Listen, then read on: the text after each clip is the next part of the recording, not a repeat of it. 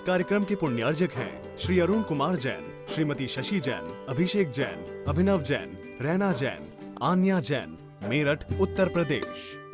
ज्ञान और विद्या के सागर पूज्य गुरुवर अपने असीम अथाह समीचीन ज्ञान के द्वारा हम अज्ञानी जीवों के अंतरंग को सदा सम्यक्त्व से प्रकाशित करते रहें। इन्हीं भावनाओं के इच्छुक गुरुवर के पावन पवित्र चरणों में कोटि कोटि नमोस्तु। अब ये सिद्ध प्रतिमाएं होती तो हैं, लेकिन ये वहां के लिए होती हैं जो ये अकृत्रिम रूप से बनी रहती हैं। क्या कहा जा रहा है?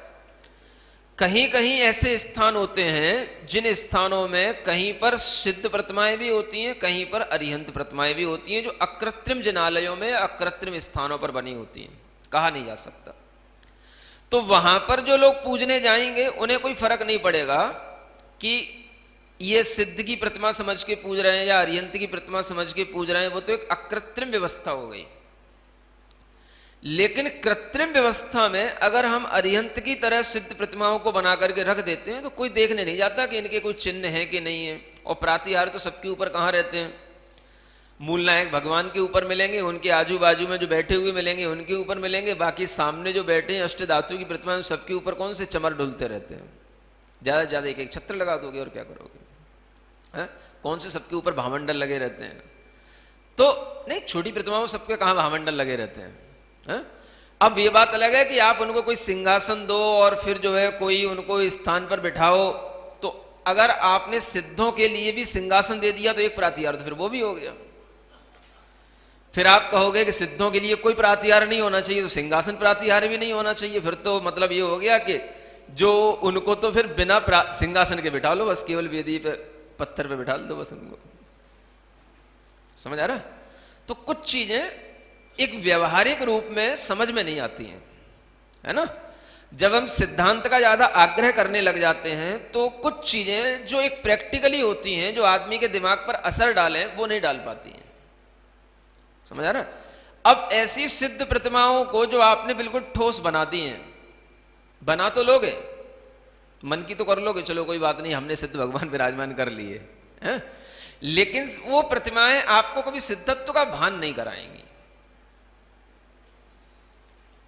अब जहां है अकृत्रिम व्यवस्था है, शास्त्रों में लिखा है, लेकिन प्रैक्टिकली कोई जो चीज है, जो आज अगर हमें कोई चीज बनानी है तो वो व्यवस्था जो ये पुरानी चली आ रही है, मुझे लगता है कि ये इसी उद्देश्य के साथ चल रही होगी। अब इसका कोई शास्त्रीय प्रमाण नहीं मिलता कि ऐसी सिद्ध प्रतिमाएं होनी चाहिए, इसलिए इनको हटाओ, इनको खल्लास करो। ये भी एक बात आ जाती है, शास्त्र में लिखा होना चाहिए, शास्त्रीय प्रमाण बताओ। अभी हमसे प्रश्न करने लगेंगे टीवी पे सुनने वाले लोग। समझ आ रहा है? महाराज विरोध कर रहे थे इस प्रतिमाओं का। विरोध नहीं कर रहे, एक देख रहे हैं कि मानसिकता क्या बन रही है। अगर हमने ये सोच लिया कि अष्ट प्रातिहार्य से रहित ही सिद्ध प्रतिमाएं होती हैं, तो अब आप वेदी में मान लो 7 प्रतिमाएं हैं या 9 प्रतिमाएं हैं, उनमें से 6 प्रतिमाएं अरिहंत की रखी हैं, 1 प्रतिमा सिद्ध की रखी है, तो आप 6 को तो सिंहासन दोगे, 1 को सिंहासन बिना रखो। फिर समझ आ रहा है? अब उससे क्या फीलिंग आएगी? अगर 6 के मान लो ऐसे सिंहासन बने आते हैं आजकल, तो छोटे छोटे सिंहासन बने आ रहे हैं, उसमें पीछे अष्ट प्रातिहार मतलब एक वो भी लगा रहता है, भावमंडल भी, एक छत्र भी लगा रहता है, तो आपने सबको तो उस पर बिठा दिया और एक सिद्ध भगवान को ऐसे ही बिठा दिया। जबकि सिद्ध भगवान का दर्जा एक अपने आप में अलग है। बड़े सिद्ध भगवान तो वस्तुतः सबसे बड़े सिद्धि भगवान है ना, है? अब देखने वाले को व्यवहारिक रूप से क्या लगेगा? अरे ये तो एक प्रतिमा अलग रखी, उसको तो देखने का भाव नहीं करेगा वो। 6 प्रतिमाएं अगर सिंहासन पर रखी होंगी और एक प्रतिमा बिना सिंहासन के रखी होगी तो कैसे चलेगा? और फिर अगर आपने कहीं उनको भी चलो भाई सिंहासन तो दे दो, सिंहासन बिठा दिया, तो जैसे तुमने बहुत बड़ा एहसान कर दिया, अब सिंहासन नहीं लगा ना, तो उनके पीछे से भामंडल हटा दो, छत्र हटा दो, तो भी वो अधूरा सा लगेगा। और फिर आपने सिंहासन तो दे दिया, तो वो सिंहासन भी जो है फिर क्यों दे दिया जब अष्ट प्रातिहार्य होते ही नहीं? तो समझ आ रहा है? ये प्रश्न आपसे नहीं है, उन शास्त्रीय पंडितों से जो ये जो मतलब थोड़ी सी ये व्यवस्थाएं जो नई नई आजकल आती हैं और उनके पीछे जो तर्क देते हैं, तो वो तर्क कुछ हम भी दे रहे हैं, है ना। तो कहने का मतलब ये है कि चलो कोई बात नहीं, यदि आपको कभी सिद्ध प्रतिमाएं बनाने की भावना हो तो चलो ऐसी बना लेना, वो कोई दिक्कत नहीं। अष्ट प्रातिहार्यों के बिना, बिना चिन्ह के बना लेना, रख लेना, कोई दिक्कत नहीं। लेकिन हमें ऐसा लगता है कि उस प्रतिमा को तो आप रख लोगे, आप इतनी मन की कर लोगे कि मैंने सिद्ध भगवान विराजमान कर लिए, लेकिन जो कभी आपको सिद्धत्व की आकृति का जो आभास होगा वो उससे कभी नहीं होगा, वो उसी से होगा जो हम कभी पुराने मंदिरों में देखा करते हैं। समझ आ रहा है? हाँ, जो ये रचना एक मेटल की वो बनी रहती थी, और खड़गासन ही ज्यादा मिलती है, कहीं पद्मासन तो देखी ही नहीं है। तो वो खड़गासन रूप में पुरुष के आकार में वो खड़े हुए हैं, बस और कुछ नहीं दिख रहा है। भीतर देखो, उसमें जो खाली स्थान है वो सिद्ध भगवान है। तो एक क्षण के लिए दृष्टि जाती है, देखो ये है शुद्ध अवस्था, सिद्ध अवस्था, गगन के समान। आकाश ही आकाश दिख रहा है ना, तो आकाश का जो आकार है बस वही गगन आकार, वही यहां पर लिखा हुआ है, वो गगन आकार। और उसमें देखो वो एक आत्मा है, और वो आत्मा कैसी है? चिदानंदमय है, वो चैतन्य है, चिदानंदमय है, हमको दिख नहीं रही है, लेकिन वही आकृति है और वही आकार है। और वो गगन का आकार जैसे अमूर्त है, ऐसे ही वो आत्मा भी अमूर्त है, और वो चैतन्य है, मरी हुई नहीं है, चैतन्य आत्मा है। उसका ज्ञान दर्शन की शक्तियां जागृत हैं, मतलब उसके ज्ञान दर्शन में जो अनंत शक्ति भरी पड़ी थी वो सब फूट पड़ी है, सब जागृत है। एक एक पॉइंट पर अनंत ज्ञान, अनंत दर्शन के माध्यम से वो जगत के सब अनंत ज्ञेयों को देख रहे हैं, पकड़ रहे हैं, जान रहे हैं, और फिर भी वो अपनी चिदानंद चैतन्य आनंद में निमग्न हैं, लीन हैं। ये भाव आएगा तो कैसे आएगा आपको? एकदम से खाली करने से तो जो ध्यान का अभ्यास करेंगे या ये ज्ञानार्णव पढ़ेंगे उनके लिए आ सकता है, लेकिन सामान्य से अगर कभी व्यक्ति ये वर्णन सुने और कभी उस तरीके की आकृति को मंदिर में भी देखे तो क्षण भर के लिए वहां खड़ा खड़ा सोच सकता है, ऐसे सिद्ध भगवान हैं, इनका ध्यान करो, ये सिद्धत्व की आकृति, ऐसे ही मेरा अमूर्त आत्मा है। ये शरीर तो दिख रहा है, ये तो बाहर का पुद्गल पिंड है। क्या है? पुद्गल का अनेक परमाणुओं का, अनंत परमाणुओं का मिला हुआ ये एक पिंड है, अनेक परमाणुओं, अनंत परमाणुओं से मिला हुआ। समझ आ रहा है? हाँ, ये तो शरीर के परमाणु इकट्ठे हो गए, जैसे मिट्टी में मिट्टी मिलकर के इकट्ठी होती चली जाती है ना, तो ऐसे मिट्टी के परमाणु इकट्ठे हो जाते हैं, ऐसे हमारे शरीर के ये परमाणु इकट्ठे हो गए। इसीलिए तो हम इसको मिट्टी कहते हैं। भैया मिट्टी का तन है, मिट्टी में मिल जाएगा, तो मिट्टी होगी तभी तो मिट्टी में मिलेगा। नहीं समझ में आ रहा? नहीं, तुमको समझ में नहीं आएगा। ये मेरठ मुजफ्फरनगर वाले सब सोने चांदी वाले लोग हैं, उनको मिट्टी की बात कहां समझ में आएगी? क्यों? अच्छा एक बात बताओ, कभी हम इसको महसूस करते हैं कि मिट्टी का तन है? पहले तो भजन भी बोले जाते थे, भजनों में तो सुना है मिट्टी का खिलौना, मिट्टी का तन मिट्टी में मिल जाएगा है? देखो एक कितना अच्छा साइंस है। अगर हम थोड़ी साइंटिफिक दृष्टि से भी देखें, जो चीज जिसमें मिक्स हो जाए समझो कि वो उसी क्वालिटी की है। नहीं समझ आ रहा है? चूने में चूना मिक्स करोगे आराम से मिक्स हो जाएगा है? कभी भी आप चूने में मिट्टी डालोगे तो मिक्स नहीं होगी। सोने में सोना मिक्स करोगे बिल्कुल एक में एक हो जाएगा। सोने में आप मिट्टी डालोगे तो मिक्स नहीं होगी। समझ आ रहा है? अब हम इसको कहते हैं नहीं नहीं ये मिट्टी नहीं है, मिट्टी तो वो है जो हमें अलग दिख रही है, वो मिट्टी है, इसको हम कभी मिट्टी समझते हैं। लेकिन जब हम इसको मिट्टी में भूसात कर देते हैं, आप मिट्टी में मिला देते हैं, तो ये मिट्टी में ही बिल्कुल डिजॉल्व हो जाता है, बिल्कुल ही पता ही नहीं पड़ता है कहां चला गया। कुछ बस थोड़ा सा जो हार्ड मैटर बोन्स वगैरह जो रहती हैं वो बस भले ही रह जाएं उनको छोड़ करके, लेकिन कुछ टाइम के बाद में वो सब भी डिजॉल्व हो जाते हैं। नहीं हो जाते? सब मिट जाते हैं। समझ आ रहा है? तो ऐसा समझ लो एक हार्ड मिट्टी एक सॉफ्ट मिट्टी है। ये दांत हैं, हड्डियां हैं, समझ आ रहा है? इनको थोड़ा सा गलने में टाइम लगता है, बाकी तो ये सब मिट जाता है। तो मिट्टी है तभी तो मिट्टी में मिक्स होएगा। क्या सुन रहे हो? आपने मान लो आप लोग तो क्या करते हो, जो हिंदू हैं, जैन हैं, तो चलो दफनाने की प्रक्रिया न करें, जला देते हैं, है ना। और जो कब्र में दफन कर देते हैं, तो क्या वो दफन वैसे की वैसे उठ के खड़े हो जाते हैं, वैसे की वैसे बने रहते हैं? अंदर अंदर सब सुहा हो जाता है, सब मिट्टी में ही मिल जाता है, कुछ बचता थोड़ी ना है। वो तो ऊपर, उनके ऊपर कुछ भी रख दिया, तंबू टाइप का बना दिया, तो उन्हें ऐसा लगता है कि भाई ये इनकी कब्र है, ये इसके अंदर है, अभी है। वो तो उनका अपना सोच है, लेकिन है तो कुछ नहीं है। समझ आ रहा है? आत्मा तो कहां का कहां चला गया, वो कितने जन्म जी लिया, तुम उसकी अभी तक वो वैसी की वैसी जो है उस स्थान को सजाए बैठे हो, हैं? और वो जो शरीर था वो भी कहां का कहां गल गया, उसके परमाणु कहां के कहां मिल गए, मिट्टी में मिलते मिलते कहां के कहां चले गए, कौन सी मिट्टी में मिल गए, कौन से पानी में मिल गए, कौन से हवा में मिल गए। समझ आ रहा है? कहां कहां चला गया उसका कण, और हम उसका अभी भी ताबूत बनाए बैठे, उसको सजाए बैठे। ये हमारे वो थे ग्रांड ग्रांड ग्रांड फादर। समझ आ रहा है? तो ये तो अपने मन की बातें हैं, लेकिन रियली अगर देखा जाए तो कुछ भी टिकता नहीं है।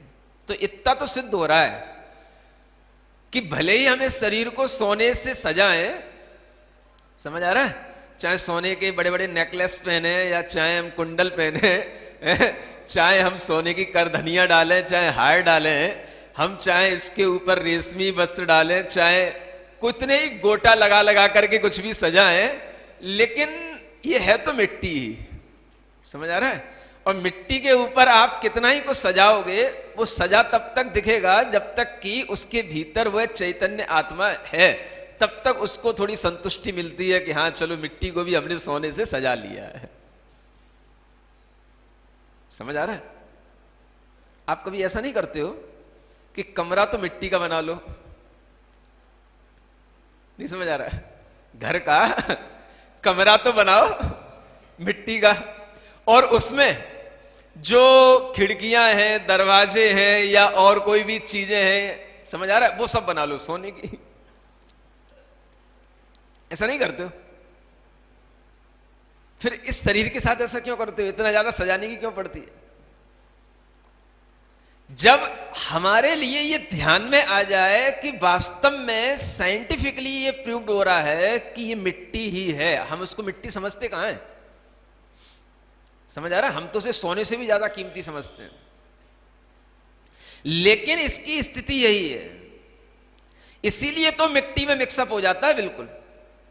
और अगर ऐसा हो गया तो होने के बावजूद भी जो उसके भीतर चैतन्य आत्मा है, जो उसका आभास अगर हम करेंगे, तो इसी मिट्टी के शरीर में बैठ करके ये हो पाएगा।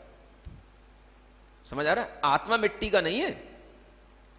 हाँ, ये ध्यान रखना, ये थोड़ा सा डिफरेंस जब दिमाग में क्रिएट होगा ना, तब कुछ जाकर के आपको आत्मदृष्टि बनेगी। आत्मा मिट्टी का नहीं है। हाँ, आत्मा तो अच्छा, आखिर वो भी ना किसी चीज से बना होगा। समझ आ रहा है? वो जिस चीज से बना है वो चैतन्य धातु है। कौन सी धातु है? हाँ, वो आपकी दुकान पर नहीं मिलेगी। समझ आ रहा है? जैसे स्वर्ण धातु होती है, पारा धातु होती है, चांदी धातु होती है, सब धातुएं हैं। धातु का मतलब एक्चुअली होता है जो चीज जिससे बनी हो उसको धातु कहा जाता है। धातु का मतलब मेटल नहीं होता है, ये तो हमें पढ़ाया जाता है इसलिए हमने मान लिया। धातु का मतलब क्या होता है? मेटल। वस्तुतः जो चीज जिससे बनी है, जैसे संस्कृत अगर आपने पढ़ी हो तो कोई भी शब्द बनता है तो उससे कहा जाता है शब्द धातु। ये किस धातु से शब्द बना है? समझ आ रहा है? इसलिए कहता हूं थोड़ा सा संस्कृत भी पढ़ा करो। अंग्रेजी पढ़ने वालों तो उससे आपको बहुत सारी चीजें क्लियर होंगी। हर शब्द किसी ना किसी धातु से बनता है, हर शब्द। कुछ शब्द एक्सेप्शन है जिन्हें निपात शब्द कहा जाता है, लेकिन वो भी धातु से सिद्ध हो जाते हैं कहीं ना कहीं से। तो हर शब्द धातु से बनता है। मान लो जैसे हमने बोला करोति, ये क्रिया है, तो क्रि धातु है, उससे करोति बनेगा। हमने कहा भू, भू माने भूमि या भू माने होना, तो ये भू जो है धातु है, इस धातु से ही शब्द बनेगा। भू, भूमि, इसी से क्रिया बनेगी भवती, भवंती। तो कोई धातु होती है उससे ही शब्द बनते हैं, उसी से क्रिया बनती है। तो धातु का मतलब क्या हो गया? जिससे वह चीज बने उसका नाम धातु। तो आत्मा किससे बनी है? चैतन्य धातु से। अब आप कहोगे ये कौन सी नई धातु आ गई? अब ये आपकी जो ऑर्गेनिक केमिस्ट्री होती है उसमें जितनी धातुएं बताई गई हैं उसमें नहीं मिलेगी, ये उसका मैटर ही नहीं है। समझ आ रहा है?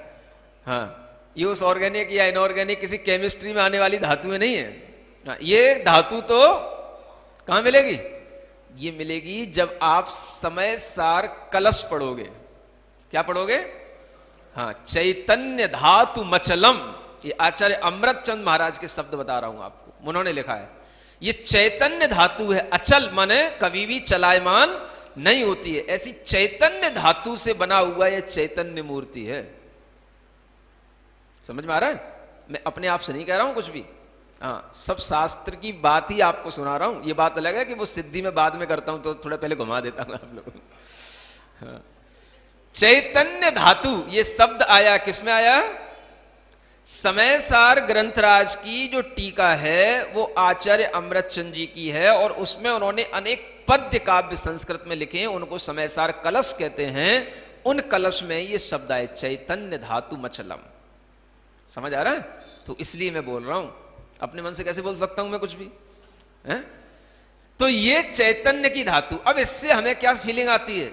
मेरी आत्मा भी किसी चीज से बनी हुई है, वो मैटर अलग है।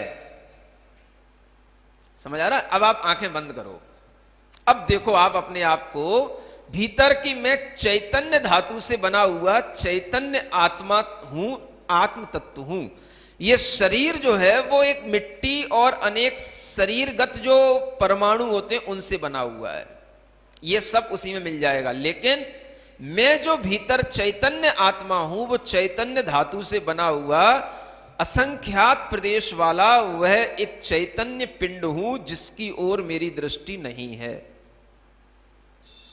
वो भी पिंड है। पिंड माने जो कुछ अनेक प्रदेशों को रखता हो या जो कुछ स्थान घेरता हो उसको हम पिंड कहते हैं। समझ आ रहा है? तो ये भी पिंड है।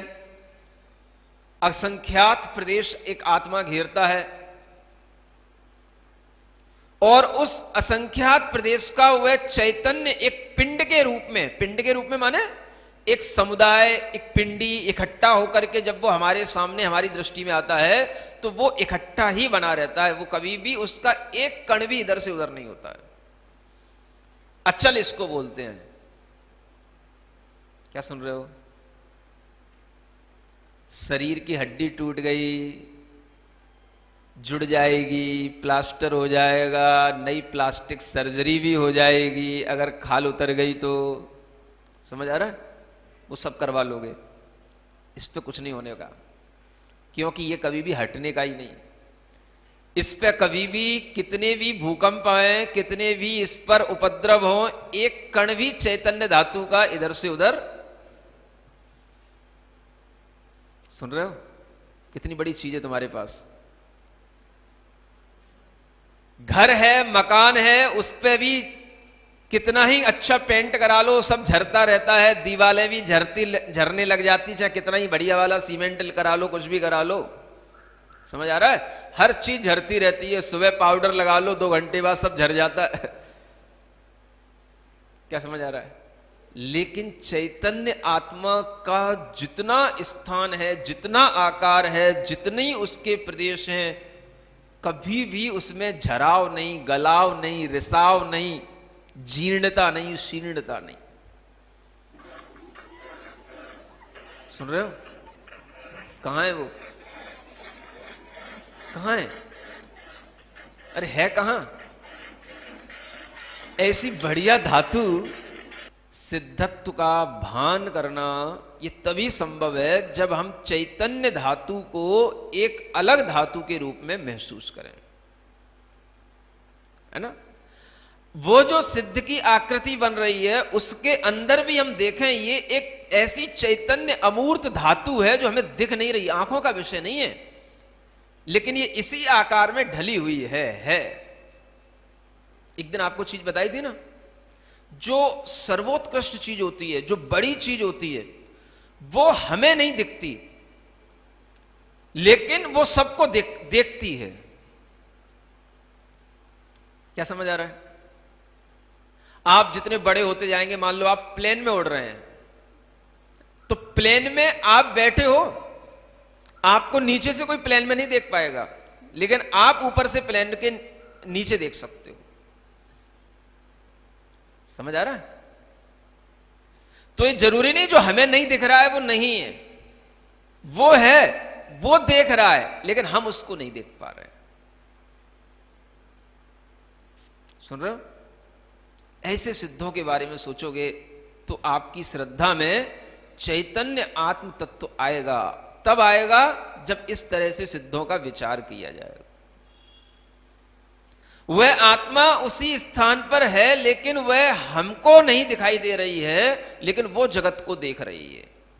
केवल हम ही को नहीं, संसार के एक एक आत्मा को देख रही है, एक एक कण को देख रही है, सब कुछ उसके अंदर दिखाई दे रहा है। इतनी ज्ञान और दर्शनमय वह चैतन्य ज्योति है वो। समझ आ रहा है? लेकिन वो अमूर्त है, आकाश की तरह अमूर्त है, वो मूर्तिक नहीं है, इसलिए आंखों का विषय नहीं। ऐसी उस चैतन्य मूर्ति को हम कैसे देख पाएंगे? तो वो ठोस मूर्ति अगर बना दोगे तो उससे तो कहीं से कहीं तक आभास कुछ होने वाला है नहीं, क्योंकि हमारी दृष्टि में तो मूर्ति मूर्ति की तरह आएगी, है ना।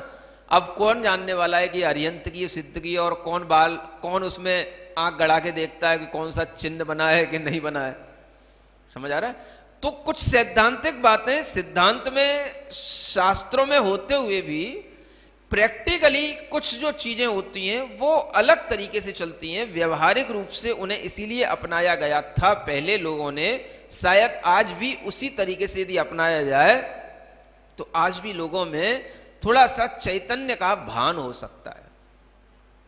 हाँ, लेकिन मैंने सुना है कुछ विद्वान लोग इन चीजों को कहते हैं कि इसकी कोई जरूरत नहीं है। अब चलो, जरूरत इस सेंस में ना समझो कि उसे मंदिर की वेदी में मूर्तियों के रूप में मत गिनो, ये तो चलो बात ठीक है, वो क्या है, लेकिन आकृति बना के रखो, कभी ना कभी दृष्टि जाएगी आपकी तो आपको महसूस होगा। और ऐसा प्रवचन सुन लोगे फिर उसके बाद देखोगे तो बहुत बड़ा काम हो जाएगा। सुन रहे हो? हाँ, इतना जब चैतन्य आत्मा की बात सुन लोगे और फिर जब उसकी उस आउटलाइन को देखोगे तो आपको अच्छी फीलिंग आएगी, खड़े रहने का मन करेगा उसके सामने। हाँ, तो ये ठीक है कि आप उसको मूर्ति का दर्जा मत दो, वो मूर्ति की गिनती में नहीं आती है, उसकी प्रतिष्ठा नहीं होती, ये बात बिल्कुल सही है, इसमें कोई दो राह नहीं है, ये इसमें कोई विरोधाभास नहीं है कि उसमें कोई भी जो है उसकी प्रतिष्ठा नहीं करना आपने को, लेकिन ये होनी चाहिए आकृति, ऐसा मुझे लगता है। समझ आ रहा है? आजकल वो मंदिरों से बिल्कुल नदारद हो गई हैं। नदारद समझते हैं? हाँ, पुरानी जगहों पर रखी होंगी, प्रेमपुरी में पुराना मंदिर है, बता रहे हो 2 मूर्तियां रखी हैं, यहाँ पे भी है। हाँ, चलो कहीं कहीं है, होती हैं। तो कहने का मतलब ये, अब लोग इस पर ध्यान इसलिए नहीं दे रहे हैं क्योंकि ये मूर्ति की गिनती में नहीं आती, इसलिए कोई बनवाता नहीं है।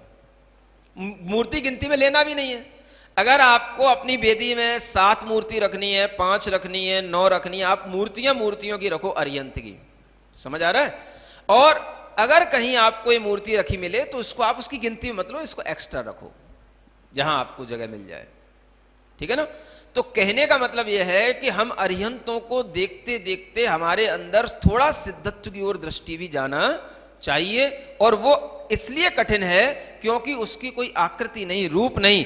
इसलिए यहां पर यह समझाया जा रहा है कि जिस तरह से उस मूसिका के उदर में से मोम निकल जाने के बाद में जैसा भीतर खाली स्थान आकृति के रूप में दिखाई देता है, वैसा ही आकार सिद्धों का होता है और वह अमूर्त आकार होता है। इसलिए आपको यह मानना कि हमने भले ही पुरुष की आकृति कहा है, लेकिन वो सिद्ध भगवान कोई पुरुष नहीं है। क्या कहा है? पुरुष की आकृति कहा है। आकृति का मतलब, तो आकृति तो वहां होगी जहां पर कोई आकार होगा, और आकार वहां होगा जहां कुछ पुद्गल की रचना होगी। तो पुद्गल की रचना तो कहीं से कहीं तक है ही नहीं है सिद्धों में। समझ आ रहा है? तो फिर भी समझाने के लिए, कहने के लिए उसका बॉर्डर जो होगा वो कैसी आकृति को लिए होगा, वो पुरुष की आकृति को लिए हुए होगा, लेकिन वो पुरुष नहीं है। बॉर्डर जो उसका है वो कैसा है, वो पुरुष की आकृति का बना हुआ है। जैसे सिद्धों का वो बॉर्डर आप देख रहे हो, पुरुष की आकृति का खड़ा हुआ है बस। लेकिन सिद्ध कौन है, जो उस बॉर्डर के अंदर है, वो सिद्ध है। समझ में आ गया? ऐसे समझाने के लिए एक और उदाहरण यहां दिया जा रहा है। सर्वावय संपूर्णम सर्वलक्षण लक्षितम विशुद्धादर्श संक्रांत प्रतिबिंब समप्रभम।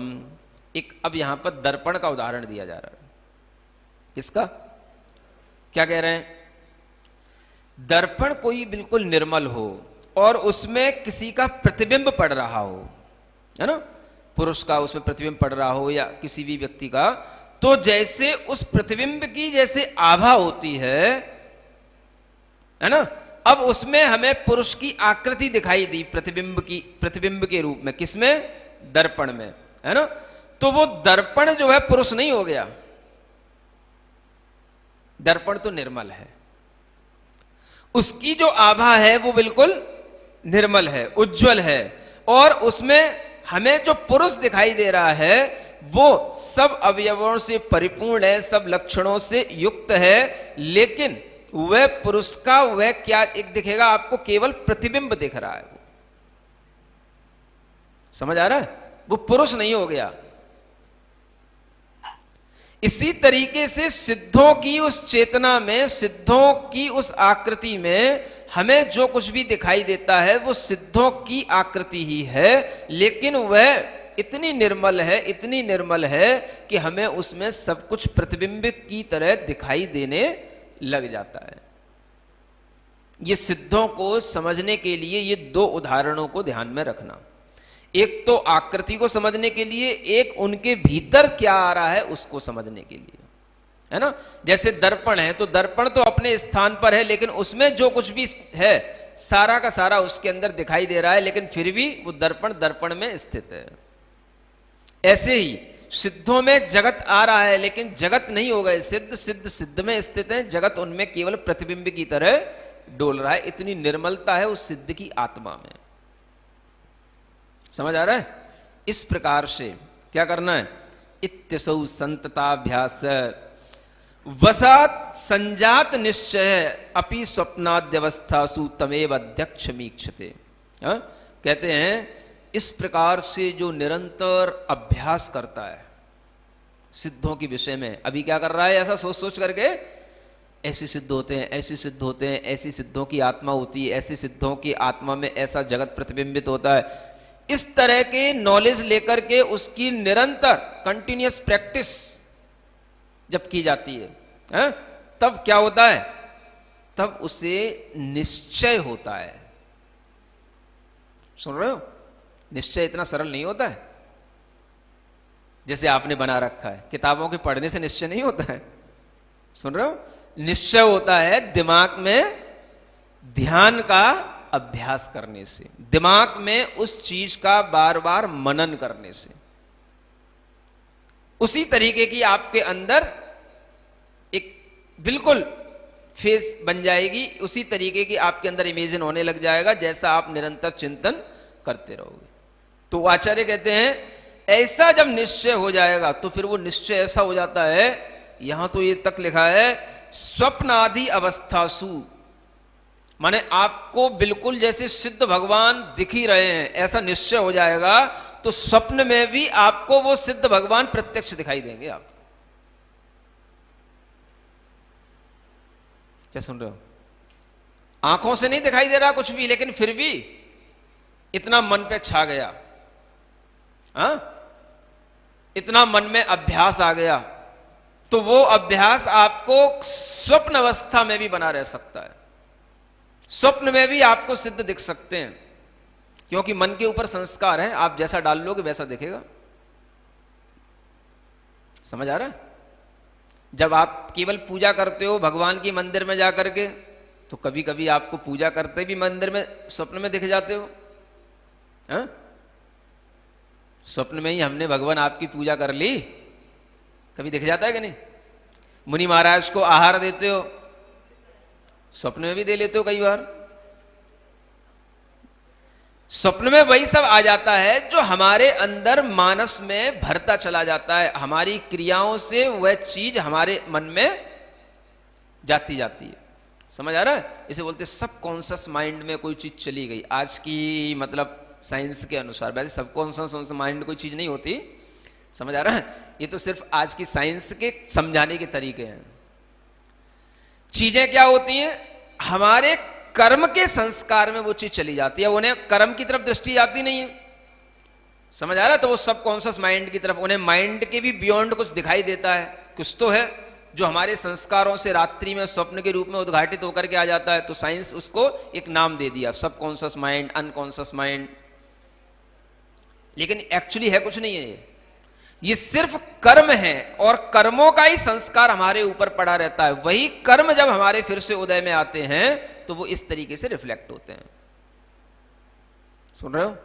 हाँ, तो हमें ये सीखना है कि इस तरह से फिर जब होने लगेगा तो क्या होगा? सोहम सकल विद सार्व सिद्ध साध्यो भवच्युत परमात्मा परम ज्योति विश्वदर्शी निरंजन। तब ये भाव आएगा सोहम। क्या आएगा? सोहम। सोहम। सुन रहे हो? दुनिया में बड़े बड़े लोग जो है केवल सोहम सोहम के नाम पर दुनिया में बहुत बड़े बड़े योग और ध्यान करा रहे हैं। सोहम सोहम, और दुनिया में किसी को नहीं मालूम सोहम का मतलब क्या होता है। और सो जाते हैं सब सोहम सोहम करके नाचते नाचते गिर पड़ते हैं, सब सो जाते हैं। बस सोहम सोहम, सो जाओ सब। समझ आ रहा है? ऐसे खेल चल रहे हैं। नाम तो परमात्मा के हैं, नाम तो बड़ी बड़ी ध्यान की दशाओं के, ट्रांसेंडेंटल मेडिटेशन, इतने बड़े बड़े नाम। समझ आ रहा है कि मतलब मानसिक अवस्था से अतीत, जिसे हम यहां बता रहे हैं रूपातीत, ऐसे बड़े बड़े नाम दे रखे हैं। और काम क्या है? बस आओ, 1 घंटे के 2000, 2500, 5000 रुपए दो, म्यूजिक चल रहा है, नाचो झूमो। समझ आ रहा है? गुरुजी के कैसेट लगा दो, प्रवचन सुनो, पड़े रहो। 2 घंटे बाद कहां चले गए थे? Transcendental meditation, beyond the mind. बस हो गया। बड़ा आज ऐसी फीलिंग हुई जिससे मैं कहीं दूसरी दुनिया में चला गया था। बस एक ने बोल दिया, हाँ, सबने ताली बजा दी, हो गया काम। समझ आ रहा है? ऐसी दुनिया पागल बनी हुई है, पता ही नहीं है कहां क्या है। बियॉन्ड माइंड क्या होता है? माइंड तो हो तब बियॉन्ड माइंड जाओगे। रूपातीत अवस्था, ये प्रैक्टिस कुछ है ही नहीं है। न आत्मा की प्रैक्टिस, न शुद्धात्मा की प्रैक्टिस, न कुछ भी शरीर से भिन्न किसी चीज की प्रैक्टिस, कोई चीज नहीं है सिवाय बस इंद्रियों का आकर्षण, नाचना, घुमाना, म्यूजिक सुनाना, लिटा देना, सुला देना, खिला देना, पिला देना, पैसा ले लेना और चले जाना। हो गया मेडिटेशन। समझ आ रहा है? बड़े बड़े जैन भी पागल हैं, बहुत दूसरों की तो छोड़ो। समझ आ रहा है? जितने पागल आजकल जैन हो रहे हैं ना, उतना पागल दुनिया में कोई कास्ट का व्यक्ति नहीं हो रहा जितना पागल आजकल जैन हो रहा है। समझ आ रहा है? हर कास्ट अपने आदर्शों पर आज भी जी रही है, अपने साहित्य के अनुसार जो उसको नॉलेज दी जाती है उस पर आज भी विश्वास के साथ चल रही है, हर कास्ट, सिवाय जैनों को छोड़ करके। समझ आ रहा है? जैन जितना बुद्धू बन रहा है उतना दुनिया में कोई कास्ट बुद्धू नहीं बन रही आज। जबकि एक टाइम था जब जैन बुद्धिमान रहता था, दुनिया को अपनी तरफ आकर्षित करता था। आज जैन बुद्धू होता चला जा रहा है। कितने ही लोगों को देखता हूं मैं, बुद्धू, मिथ्या दृष्टि, शुद्ध स्पष्ट शब्दों में गए और शास्त्र लिख रहे हैं। समझ आ रहा है?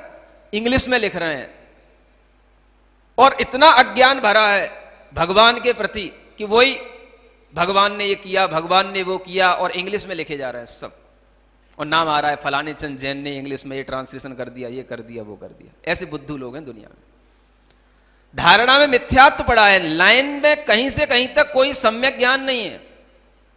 बस थोड़ा कोई प्रोफेसर है, कुछ इंग्लिश आती है, 2-4-10 लोग उनके या मान लेते हैं, बड़ी बड़ी वो कॉन्फ्रेंस होती हैं उनमें बुला लेते हैं, तो बस प्रेस्टीज बन जाती है। उसी के आधार पर जो बोलते हैं, हाँ बस ये भी तो यही बोलते हैं, ये भी तो यही बोलते हैं, चलता है सब।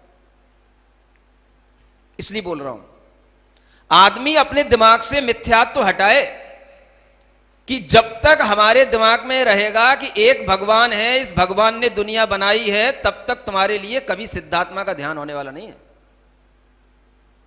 समझ आ रहा है? और ये मिथ्यात्व तो हर जैन के अंदर पड़ा हुआ है, बच्चे बच्चे के अंदर पड़ा हुआ है। सिद्धों का ध्यान तो तब करोगे जब तुम्हें यह लगे कि हर आत्मा अलग है, आत्मा को कोई भगवान बनाने वाला नहीं होता है। ये भीतर बिठाओ जहन में, तब जैन बन पाओगे भीतर से। ज्ञान और विद्या के सागर पूज्य गुरुवर अपने असीम अथाह समीचीन ज्ञान के द्वारा हम अज्ञानी जीवों के अंतरंग को सदा सम्यक्त्व से प्रकाशित करते रहें। इन्हीं भावनाओं के इच्छुक गुरुवर के पावन पवित्र चरणों में कोटि कोटि नमोस्तु।